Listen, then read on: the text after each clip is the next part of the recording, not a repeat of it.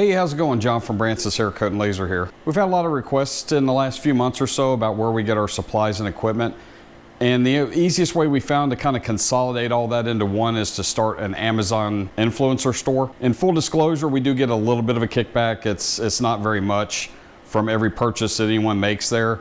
However, it was, like I said, the easiest way to kind of consolidate everything in one place. Everything that is in that Amazon store are things that we use in our shop, so we didn't fluff it up and add anything that we don't actually use. And for convenience sake, it is all broken up into different areas of shop. So there's a supply section, there's an electronics section, and there's an actual equipment section. What we've done is gone back and retroactively put a link down in the description of all of our videos that takes you directly to that store. So it'll bring up a page, it gives you 3 boxes at the bottom, it lets you kind of break it down into those categories. You click that and it takes you to a list.